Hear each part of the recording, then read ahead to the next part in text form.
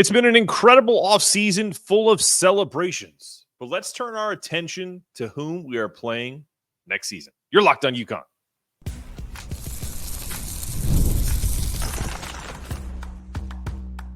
You are Locked On UConn, your daily podcast on the UConn Huskies, part of the Locked On Podcast Network, your team every day. Thanks for making Locked On UConn your first listen every day. We are free and available wherever you get your podcasts, on YouTube as part of the Locked On Podcast Network, your team every day. A little housekeeping, my YouTube support, it's been amazing. I'd love to have all of my subscribers also download the audio version. So if you can do me two quick favors. First, click that little subscribe button at the bottom of your screen. Then head over to Apple, Spotify, or wherever you get your podcasts and hit that follow button. This way, you'll never miss a moment of Locked On UConn. I can't tell you how much that support means to me. It's everything. If you're tuning in from your car and you're an audio listener solely, once you're finished with the audio, drop us a 5-star review. Good reviews trigger referrals for similar shows so we can get some new audience members who may be interested in more UConn content. There's a ton out there. Go watch it all. Today's episode is brought to you by FanDuel. Make every moment more. As the playoffs wind down, the sports stop sporting like we want them to. But this summer, FanDuel is hooking up all customers with a boost or a bonus daily. That's right. There's something for everyone every day, all summer long. Visit FanDuel.com to get started.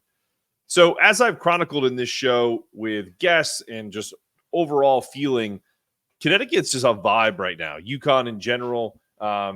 We even have, and just to remind everybody, a women's show is coming in about a month or so. We're going to try to get the details on that so that we can start in late August, early September. The only hiccup is we are having a child in my house, so you'll probably have some interesting substitute shows, but we are planning on doing a women's show. So, because the first thing I was going to say is, in this time of not having sports currently, we've seen Alex Caravan thrown out of first pitch. We saw Dan Hurley thrown out of first pitch. We saw Donovan Clingan at Yankee Stadium. I don't know if he threw out a first pitch, but he was there, and he made Aaron Judge look small. That was pretty amazing. But we were even seeing Paige Buckers on pretty much everywhere, but at the WNBA All-Star game, by the way, looking jack. We're calling her Paigey Pythons. Good nickname from Big Larry there. And it's just right now, things can't be better for UConn. You know, we have two teams that are likely the favorites. They're the betting favorites to win the national championship on the men's and women's side. Even the football vibes seem to be pretty solid. I admittedly not a huge UConn football fan in terms of how I do this on a regular basis, but we are going to bring you some football coverage as well. So I wanted to take the time to take a step back from all of the kumbayaing and being excited about recruits and everything that goes with it, and look at our non-conference schedule for 24-25, at least what we know about it. We know that it'll be filled out with bye games, with some smaller games that go into it, but breaking down the 24-25 non-conference schedule and kind of what it means for the season. The preseason tournaments, we're back at the Maui Invitational. So easily the toughest preseason tourney with Auburn, Colorado, Dayton, Iowa State, Memphis, Michigan State, and North Carolina in the field opposite UConn. The back-to-back champs come in and will likely have to stave off an NCAA tournament team or multiple Final Four contenders. Iowa State was a Final Four contender. I mean, you can't really put Auburn in a Final Four contender, I guess, but they're going to be good again. Colorado was really solid. Dayton was good. They pulled off an upset and then lost to Arizona. Memphis didn't make the tournament, but they're going to be talented. It's those talented teams early that you have to watch out for. So it wouldn't surprise me if Memphis wins a game or two there, because teams really haven't formulated their identity yet. And so the lack of coaching that Penny Hardaway does, at least has done at Memphis, I think won't come into play in a preseason tournament. But that's just such a cool event. Really love this for this team. It can really show where they're at from a cohesion standpoint, at least through the summer. Don't take too much stock into, like I just said, you could have the greatest coach in the world, and we do, in Dan Hurley, and lose to a team that's talented because we're just not exactly where we're going to be come January or February. So I don't expect them to come out and blow everyone away. This is just about getting in some like I said, some game cohesion to really kind of get themselves how do they react under stress? Kind of the coaches will take notice of that, especially in this kind of like back-to-back games. It's not really one and done, but a one and done style, tournament style. And plus the players get to go to Hawaii. I mean, it's a really fun experience. We also have some big boy games. We're playing in Texas in Austin against the Longhorns. They'll be ranked December 8th. I think it's December 8th. Yep. And then at home against Baylor as part of the Big East Big 12 battle, December 4th. So it's so we're playing 2 Texas teams. I joked around when we were recruiting Liam McNeely that was done on purpose, but that's also not true because these schedules are done well in advance. But I'm sure it can be used to your advantage in one of these things. Hey, you're only 200 miles away from Austin, your family. Make sure all your people are there when we play Texas this year. And then the big one for me is against Gonzaga at Madison Square Garden, only because it's not because it's Gonzaga, but because it's at MSG. I love that for UConn and going to Storrs South. So, like I said, a mix of bye games against weaker opponents and challenging games against high majors. Key matchups. There's some potential games against 5 preseason top 10 teams, maybe, depending on who you look at. Also, this is really important, these games, because you don't get non-conference games to challenge. You get the Big East games, which are tough enough, but it'll help with UConn's net, Ken Pom rankings, which I have a feeling this year, UConn probably isn't going to go 37-3. They may lose a few more games this year, so maybe get used to that, but it's crucial for them in terms of like seeding selection. I think they're in the mix again for a number 1 seed, but if they're on that kind of bubble line between 1 and 2 or 2 and 3, these games will really solidify, when they go back and say, well, they beat a really great, if let's say, for example, if North Carolina has a great year this year and they beat North Carolina convincingly, by 10 or 12 points like they did last year, that helps. So stacked field, teams I mentioned, and obviously home against Baylor in the Big East Big 12 battle. That's a big game too. But we're gonna talk through what that's going to look like in terms of, the players who I feel interested in. But I'm really I did a deep dive into whom we're playing from a non-conference schedule, and also kind of quell some concerns about our size and our toughness, because I feel like we're in a really great position there, maybe more so than most. We'll talk about that coming up after this. I love sports. I love them so much. I never want them to stop. But as the playoffs wind down, we get fewer games and the sports aren't sporting like I want them to. But FanDuel lets me keep sports going whenever I want. All I have to do is open up the app, dream up bets anytime I'm in the mood. And this summer, FanDuel is hooking up all customers with a boost or a bonus daily. That's right. There's something for everyone every day, all summer long. So go ahead over to FanDuel.com. Start making the most out of your summer. FanDuel, official sports betting partner of Major League Baseball.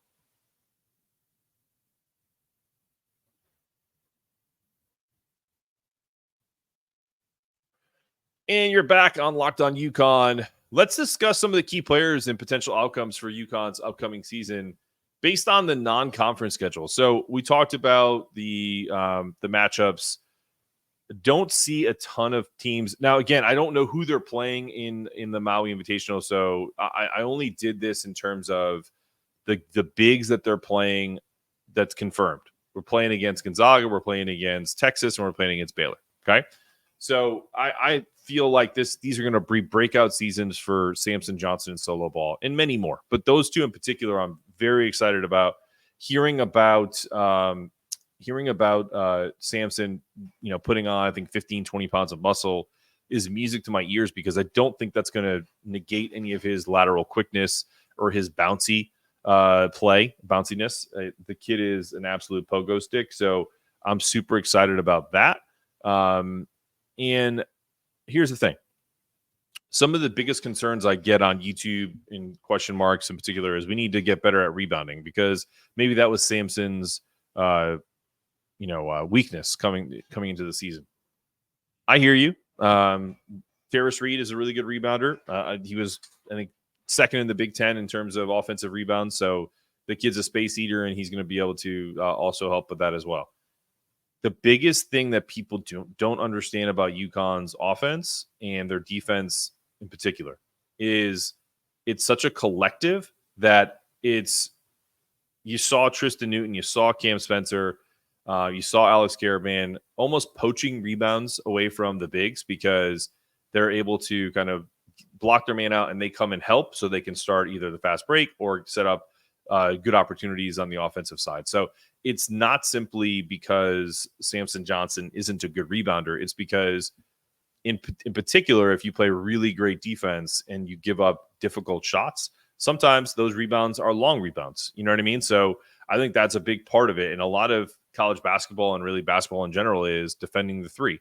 And so when you defend the three and the rebounds are coming off the iron, you're typically not bouncing soft where, you know, Samson's going to be blocking out a big guy or just really not going to get some kind of like easy rebounds. A lot of it is which guards are going to come back into play, which of the wings are going to come back and get rebounds and supplement that rebounding advantage. So we didn't really lose too many games because of rebounding. So I think that's my – and I know Donovan's there, but Donovan didn't average double figures in rebounds. You know, you would think guy's 7'2", lottery pick, has been dominant in the in summer league. By the way, he's averaging almost 13 rebounds a game in summer league, so he's very capable. I think so. We really have to dial back the whole like Samson Johnson can't rebound situation. Now, if it becomes a situation where he's getting pushed around, I'll be the first to say it. But I watched the games. I watched Tristan Newton average about 6 or 7 rebounds a game. Cam Spencer, 4 or 5 rebounds a game.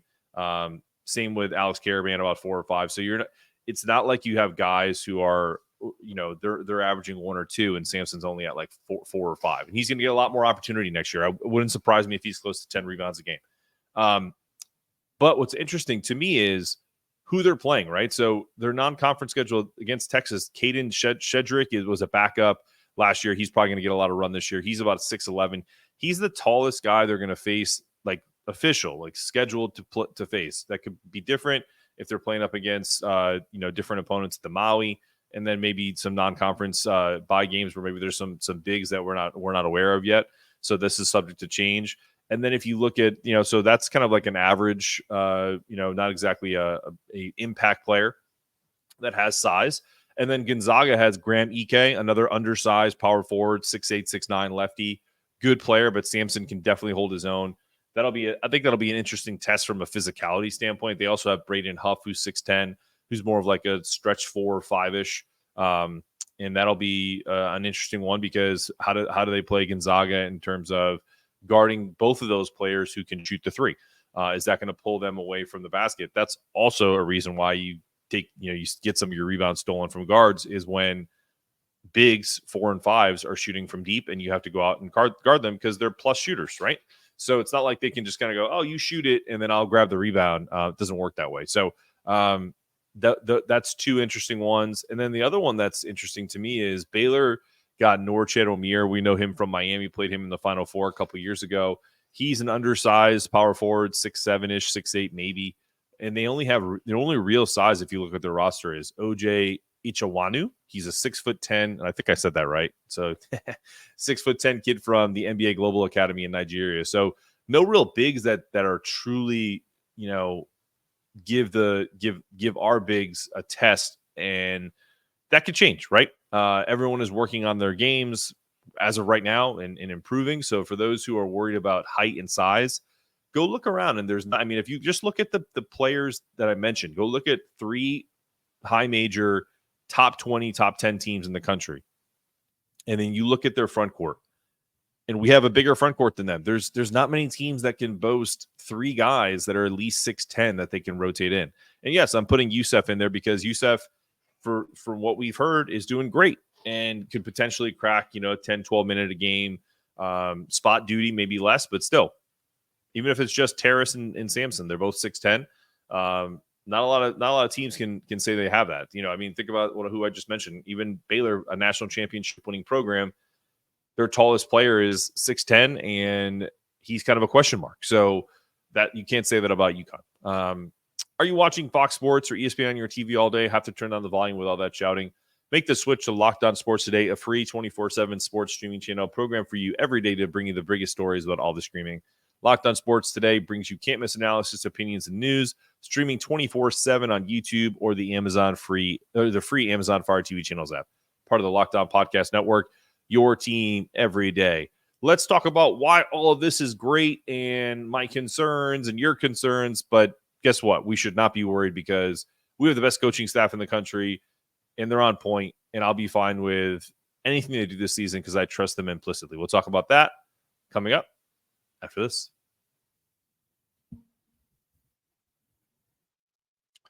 All right. So we've talked about the vibes of the season, the overwhelming thoughts of happiness around the UConn program, both men's and women's, and even the kind of the general hope of a brand new UConn football season that is rapidly approaching. I know a bunch of you guys have been playing college football 25 on Xbox, PS5, whatever. I hope all of you guys are winning with your favorite team, UConn here. But look, I think the keys to this offseason are getting everyone in the type of shape and the ability to compete at a high level in Maui, because that's the first tough test, right? When you're talking about the Maui Invitational, you're not talking about Cupcake City, right? Like Dickie V, like Dickie V says. And so, and by the way, prayers up for Dickie V, man. I hope, I know his cancer came back and all that stuff. This is not in my notes, but man, I an absolute icon in the industry and a guy that I grew up watching. And I actually feel bad that as he got older, I didn't enjoy him more. And he's not dead, but like, when you have cancer, I feel the need to just say, I wish him all the best.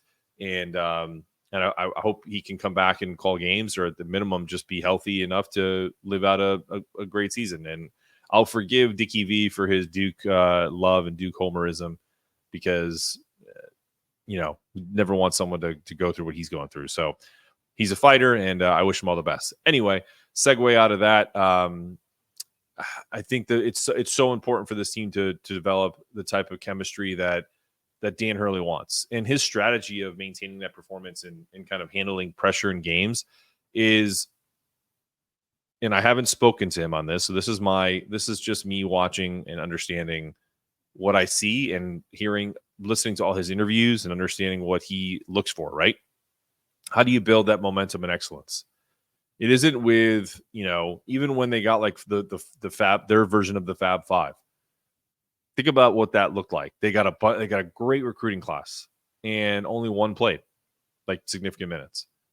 So it's about everyone being on the same page, having a role, everyone looking to get 1% better every day. You may look at that as be like, oh, that's just so cliche and coach talk. No, I mean, that's the truth in everyday life, and it's a struggle. I think it's a struggle for people just to find momentum, or not momentum, to find motivation. And really the secret is in discipline. And that is 100% what Dan Hurley brings. He maintains this, almost authoritarian style that is antithetical to what we see on a regular basis, right? At least in this society. And I think it's incredible that he is on a path to do something that nobody's done since John Wooden, and have this sustained excellence. And it's even more impressive given the era, because don't give me Coach K or don't give me Billy Donovan. They did it in an era of dark money. They did it in an era where you had to pretend that you had this moral high ground. You really couldn't be true to yourself, because if they didn't know, like a prominent coach who will remain nameless told me once, nobody is clean.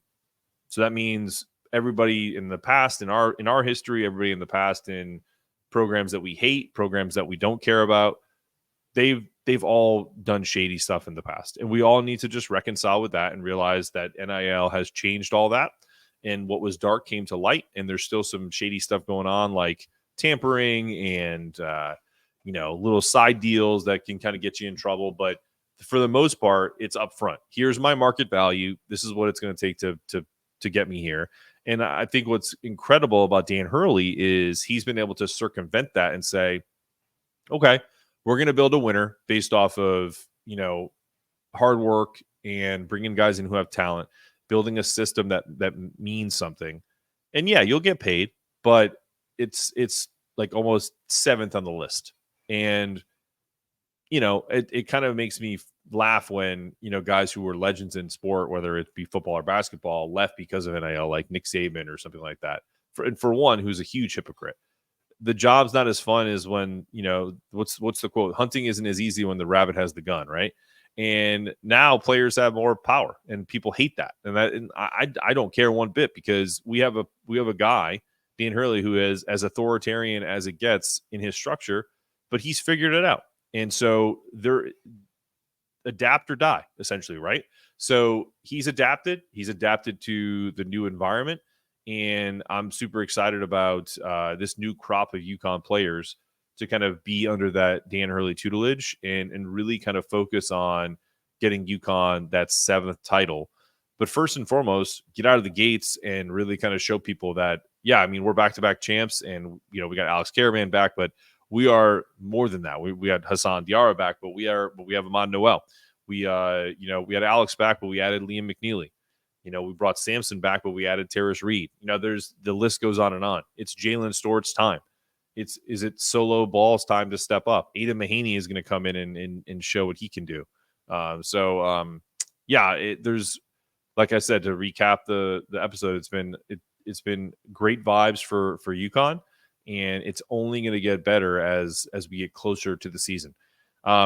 Only negative news in UConn land is Stars of Stores fell short in the TBT yesterday in a second-round game against Happy Valley, which is the Penn State alumni. We lost 94-83. Ryan Boatwright, 2014 national champion, led the team with 20 points and really kind of was, I want to say, the only offense, because RJ Cole had 15 points and really kind of did some clutch shots down the stretch. If you guys aren't familiar with TBT, there's something called the Elam ending, where at the end of the game, they add 8 points to whoever's leading, and that's the target score. So they made it interesting. I mean, UConn, I think, cut it to 8 at one point because they were down as much as like 24 points in this game.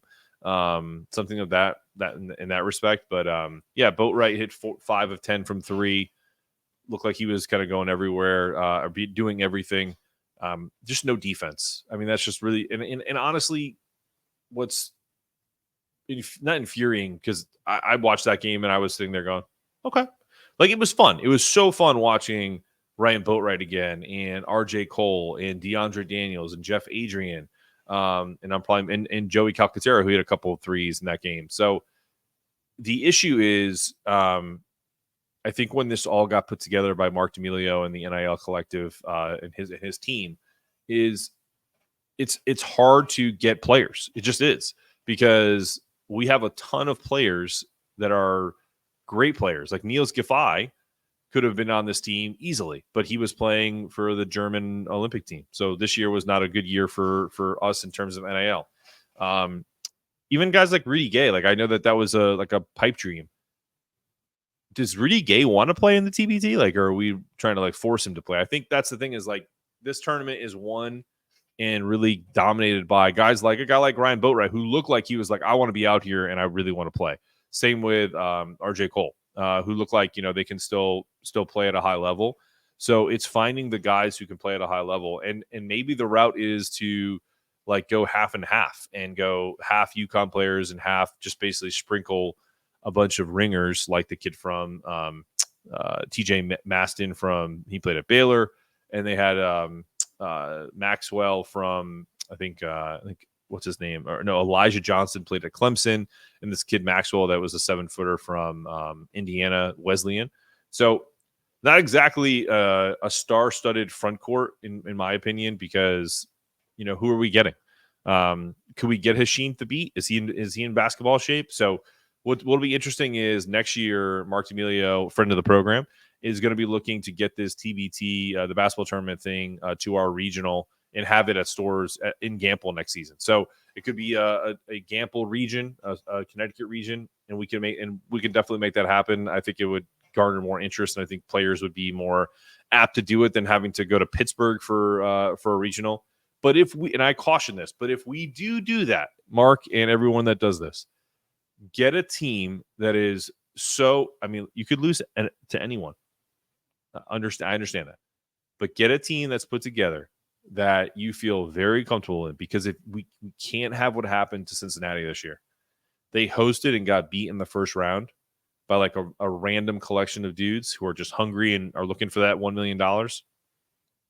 Get a great team together, sprinkle in with a few ringers, and dominate the region for the folks in Connecticut. Because if you don't do that, then people are going to, first off, it'd be a lost region, because who's going to go watch random teams in stores, and that just wouldn't make sense. So got to get a team that's going to dominate that region if we're going to put it in Connecticut. So looking forward to next season. Really excited about the Maui Invitational and everything that goes in it, and some of the big name non-conference games at home and then at neutral sites. But just to remind everybody, Locked On has launched the first ever national sports 24/7 streaming channel on YouTube. It's now also available on Amazon Fire TV in the free Fire TV channels app. Locked On Sports Today is here for you 24/7.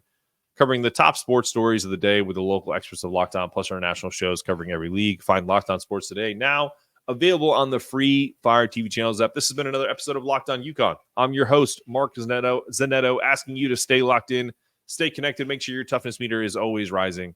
And as always, go Huskies.